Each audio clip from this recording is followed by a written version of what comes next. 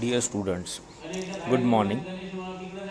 Today I will continue our last lecture, that is opening and closing of stomata. In last lecture we have discussed about the theories and mechanism for opening and closing of stomata.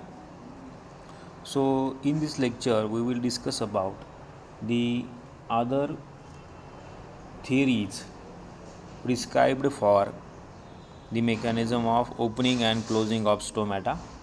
So in last lecture we have discussed on the starch sugar hypothesis, and it was this theory was demonstrated for transpiration or for opening and closing of stomata.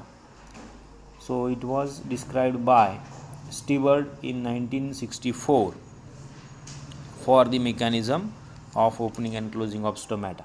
So in this theory they have stated that simply the starch is converted into simple sugar, that is glucose. When starch is firstly converted into glucose when pH is lowered in the guard cell, due to accumulation or due to conversion of the starch into sugar, the solution become hypertonic, and due to hypertonic solution the osmotic potential inside the guard cell will get increased, and due to that endoosmosis will be done, and due to this the water will be move inside the guard cells, and resulting the guard cell will get turgid, and finally the stomatal pore or stomata will get open. बरोबर. साधं mechanism असं आहे की त्या guard सेलमध्ये स्टार्चचं ग्लुकोजमध्ये किंवा शुगरमध्ये conversion झालं, आणि ते कन्व्हर्जन झाल्यामुळे त्या ठिकाणी हायपरटोनिक सोल्युशन तयार होऊन एंडोऑस्मॉसिस प्रकार त्या ठिकाणी घडेल, आणि त्या एंडोऑस्मॉसिसमुळे ॲडजसंट सेलमधलं जे काही वॉटर असेल ते वॉटर या ठिकाणी आतमध्ये ॲब्झॉर्ब केलं जाईल किंवा मूव्ह होईल, आणि त्या वॉटर इंटॅकमुळे त्या ठिकाणी ज्या काही गार्ड सेल आहेत त्या ठिकाणी टर्जिड झालेले आपल्याला पाहायला मिळतील. बरोबर. आणि due to that turgidity they will get swell, and due to that pore will be open. बरोबर. पोअर हा ओपन होईल, पण त्याला काही लिमिटेशन्स काही सांगितली की प्रत्येक वेळेला बघा जसं की कार्बन डायऑक्साईड pH वाढवेल असं काही त्या ठिकाणी कोणताही ठोस पुरावा आपल्याला पाहायला मिळत नाही ज्यावेळेला कार्बन डायऑक्साईड ॲब्झॉर्ब करायचं असतो त्यावेळी. त्याचबरोबर sugar not found in guard cells. As we said in theories, starch will convert into sugar, and due to that hypertonic solution will be formed. But in the particular experiment, the sugar is not found in the guard cell. When the starch will get disappear during the stomatal opening, but starch may convert into organic acid. पण मग असं लक्षात आलं की एखाद्या वेळेला ते जे काही स्टार्च आहे त्याचं शुगरमध्ये कन्वर्जन होतं, पण ती शुगर मात्र मग नंतर त्या गार्ड सेलमध्ये पाहायला मिळत नाही. मग एकतर पुन्हा त्या शुगरचं पुढे जाऊन एखाद्या ऑर्गॅनिक ॲसिडमध्ये कन्वर्जन झालं असावं किंवा होत असावं. आणि तिसरा प्रकार असा आहे की जे काय आपण स्टार्च म्हणतो आहे हे स्टार्च जे आहे ते मोनोकॉट प्लांटच्या स्टोमॅटल गार्ड सेलमध्ये अगदी ॲब्सेंटच असते, त्या ठिकाणी प्रेझेंट नाही. त्यानंतर आता मग सेकंड थिअरी आहे, that is we call it the synthesis of sugar or organic acid in the guard cells. म्हणजे जसं की लास्टली आपण म्हटलं की जी काही शुगर तयार होत असेल त्या शुगरचं कन्व्हर्जन किंवा त्यापासून ऑर्गॅनिक ॲसिड किंवा त्या प्रकारचं ऑर्गॅनिक ॲसिड एकतर गार्ड सेलमध्ये तयार होत असावं. So this theory was proposed by K Raschke in 1975. So he has following the process can initiate stomatal opening. Okay, for the opening of stomata he has proposed this theory, and he considering some fact like disappearance of starch from the guard cell. While stomata are open, the starch will get disappear from the guard cell. Second one is the production of organic acid, particularly malic acid in the guard cell. So when the stomata are open, these particular organic acid or malic acid will be get produced.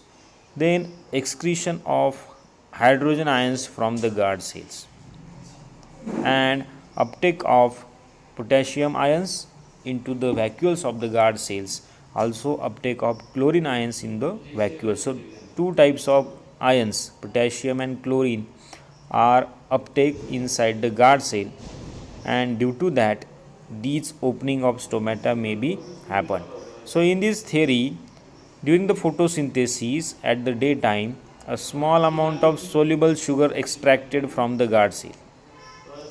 See, a very small amount of sugar which is extracted from the guard cell, and this can be converted into organic acid by suppose phosphoenol pyruvic carbon, phosphoenol pyruvic acid carboxylase, then the starch or phosphoenol pyruvate malic acid. So this malic acid synthesized in the guard cell, and due to that the sugar may not be found when the stomata are open.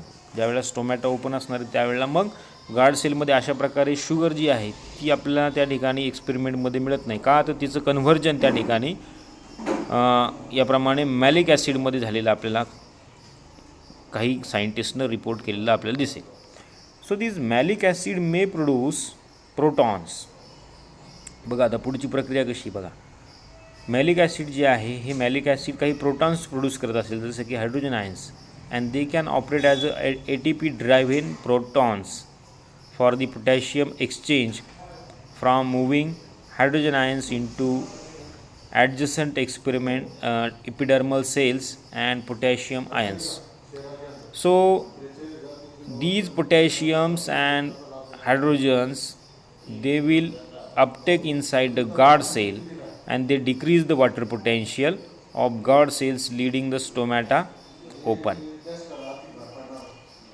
So where the water enters inside the guard cell, and due to that the turgidity will get increases. बघा आता फक्त stomata open करायचं तर बाकीच्या ज्या काही epidermal sale आहेत त्याच्यापेक्षा फक्त जी काही गार्ड सेल असेल त्या गार्ड सेलमध्येच याप्रमाणे एंडोऑस्मॉसिस झालेलं आपल्याला पाहायला मिळेल, किंवा त्याच ठिकाणी टर्जिडिटी वाढेल आणि त्यानुसार मग स्टोमॅटा ओपन केलं जाईल. बरोबर. So when at the dark condition this process will get reversible. So where the potassium ions will come out of the guard cell and increase the water potential, and water will come out and stomata will ultimately get closed. आता याच्या उलट process आपल्याला संध्याकाळच्या वेळेला dark पिरियडमध्ये पाहायला मिळेल की ज्या ठिकाणी पोटॅशियम आयन जे आहेत हे पोटॅशियम आयन्स या गार्ड सेलमधून बाहेर पडतील. त्यावेळेला सेम वे वॉटर पोटेन्शियल जे आहे ते वॉटर पोटेन्शियल त्या ठिकाणी वाढलेलं आपल्याला पाहायला मिळेल. म्हणजेच काय की water will also come out from the guard cell, आणि ultimately stomata will get close due to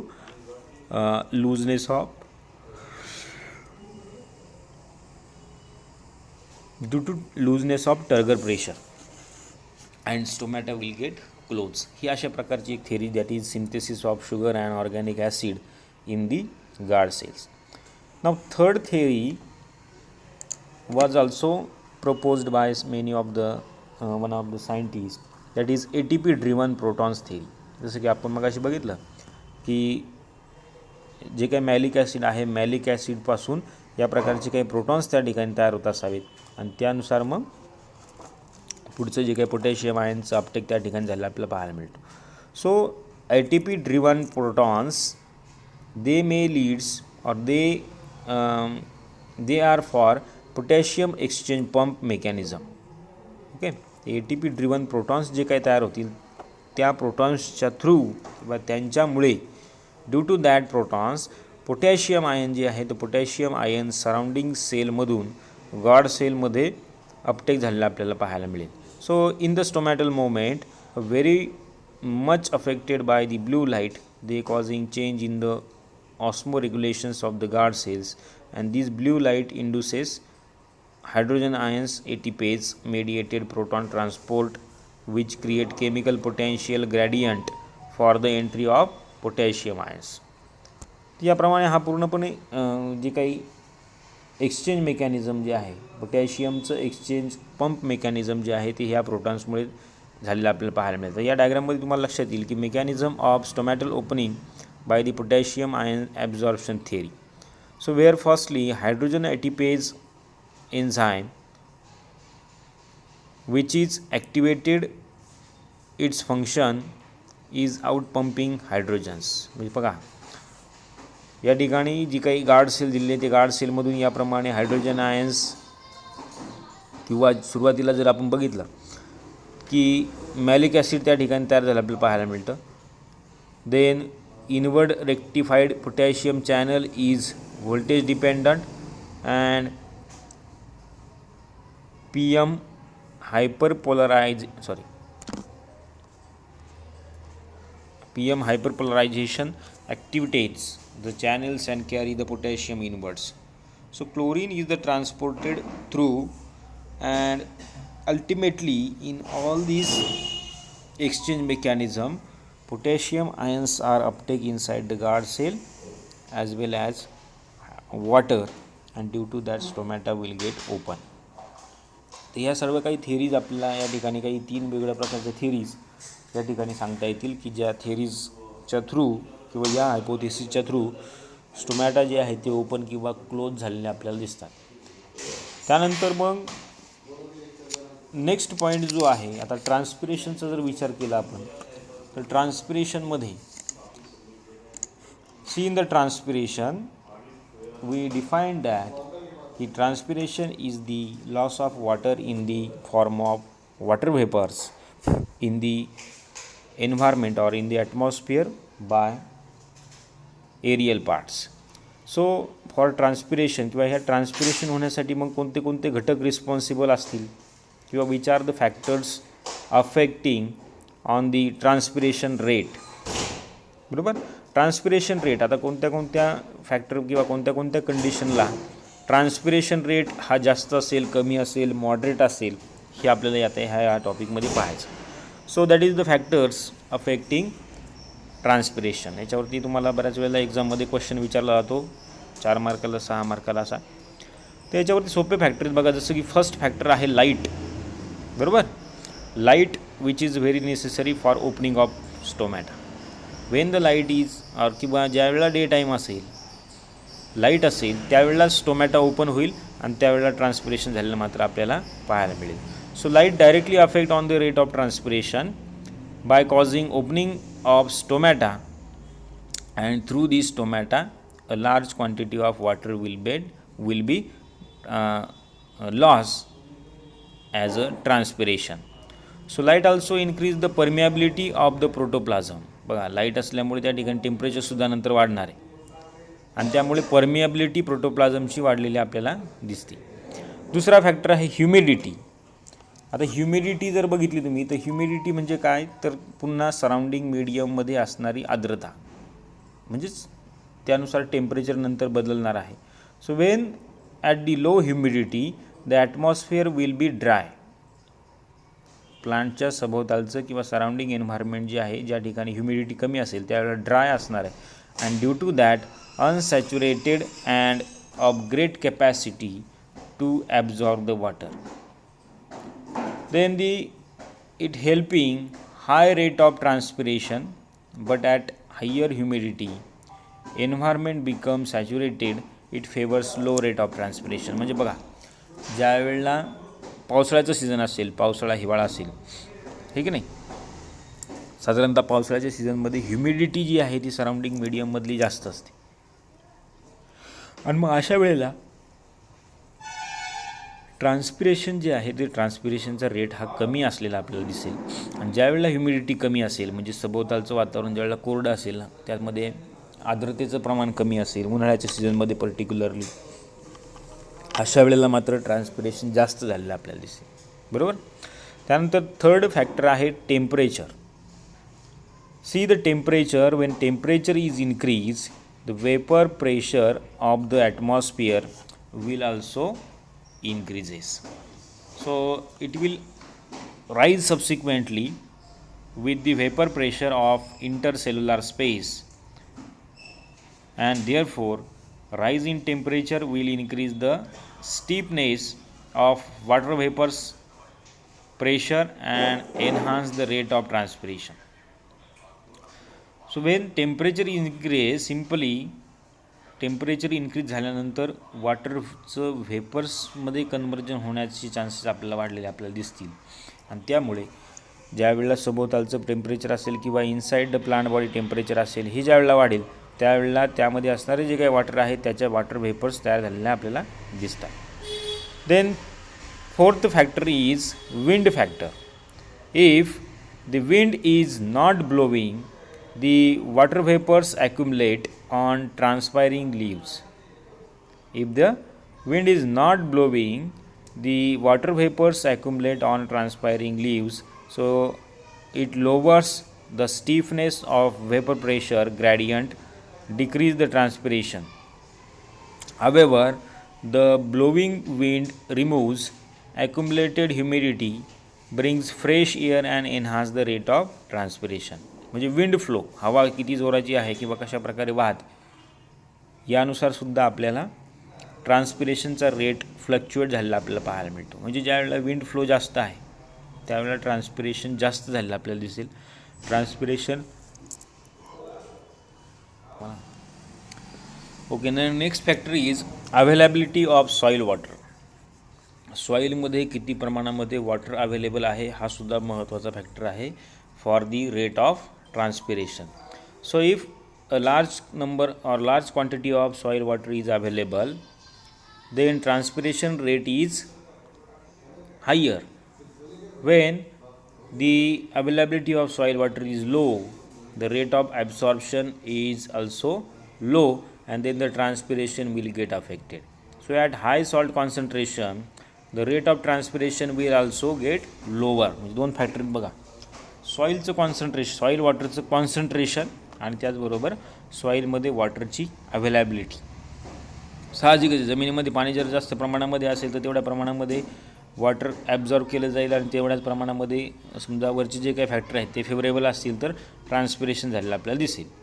आणि त्याचबरोबर सॉल्टी सॉईल असेल किंवा सॉल्टी कॉन्सन्ट्रेशन असेल सॉईलचं तर त्यावेळेलासुद्धा लो ट्रान्सपिरेशन झालेलं दिसेल कारण की पाण्याची कमतरता त्या ठिकाणी असणार आहे. त्यानंतर पुढचा फॅक्टर आहे ॲटमॉस्फेरिक प्रेशर. ॲटमॉस्फिअरमध्ये प्रेशर काय आहे, हवेचा दाब काय आहे. So at lower pressure at high altitude the rate of transpiration is increased. बरोबर, लो प्रेशर आहे, बाहेरून जर काय प्रेशर कमी असेल आणि हाय अल्टिट्यूडला असतील व हाय अल्टिट्यूडला आपल्याला हे कॉमनली एक्झाम्पल पाहायला मिळतं. मग अशा वेळेला ट्रान्सपिरेशन रेट जो आहे तो इन्क्रीज झालेला आपल्याला दिसतो. Then structural features of the plant also important factor for enhance the rate of transpiration.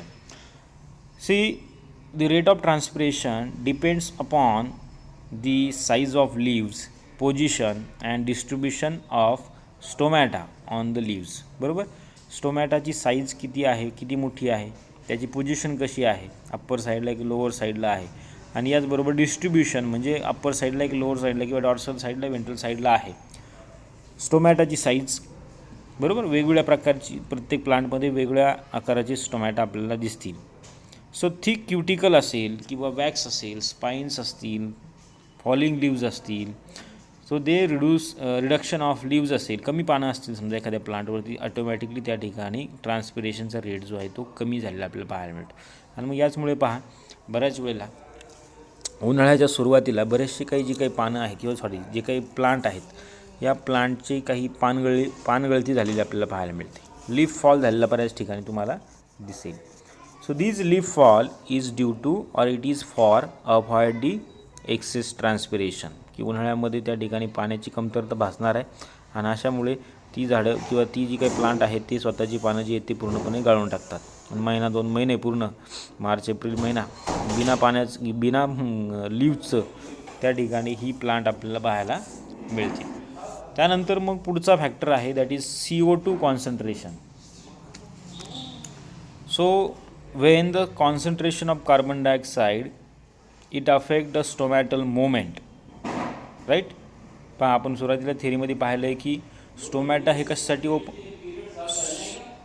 Carbon dioxide घेण्यासाठी स्टोमॅटा काय होतील, ओपन होतील. बरोबर. So therefore carbon dioxide or concentration of carbon dioxide affect the stomatal movements and it will reduce the carbon dioxide concentration. So it favors opening of stomata while increasing the carbon dioxide concentration. It promotes stomatal closing.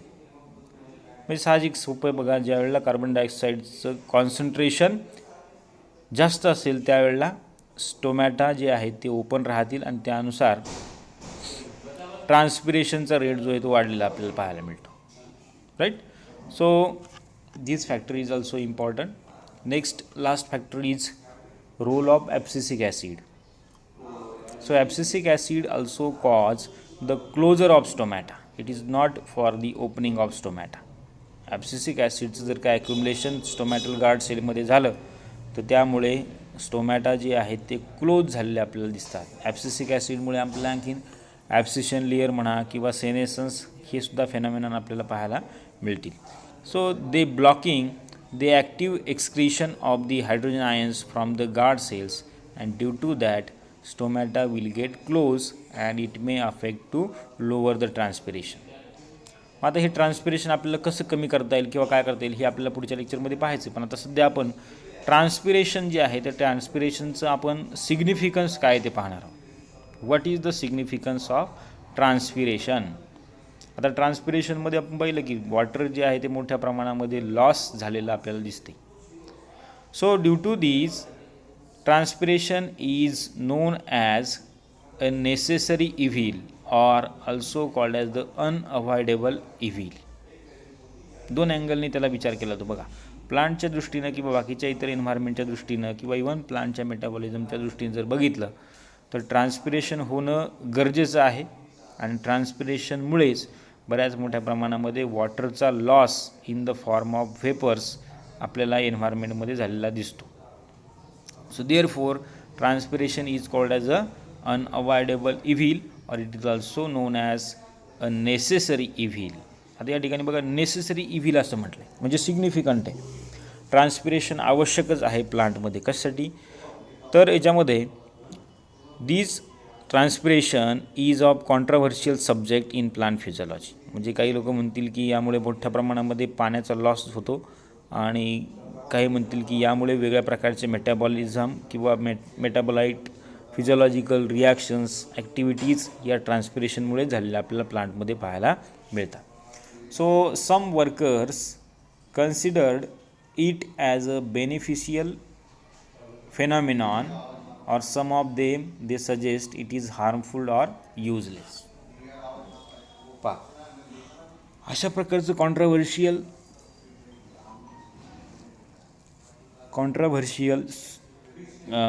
Opening या ट्रान्सपिरेशनच्या बाबतीत आपल्याला बऱ्याचशा काही रिसर्चरकडनं record केलेले आपल्याला पाहायला मिळते. आता जसं की say for example suppose the transpiration support the role of moment of water. बघा आता ट्रान्सपिरेशनमुळे आपण एक थेरी बघितली की ट्रान्सपिरेशन पुल थेरी. ट्रान्सपिरेशनमुळेच प्लांटमध्ये वॉटर अपटेक केलं जाते, वॉटरची मुवमेंट होते. So therefore upward movement of water that is ascent of sap it is only when transpiration is happen. So transpiration or translocation of this water which is caused by this transpiration. But in absence of transpiration, even then water continues to rise upward to maintain the turgidity of the cell. So water continues to rise upward to maintain the turgidity of the cell. Second one is transpiration also support a role in absorption and translocation of mineral salt. ज्याप्रमाणे ascent of SAP होणार आहे त्याचप्रमाणे वेगळ्या प्रकारचे minerals आणि जे काही nutrient आहेत हे सुद्धा प्लांटमध्ये ॲब्झॉर्ब केले जातील.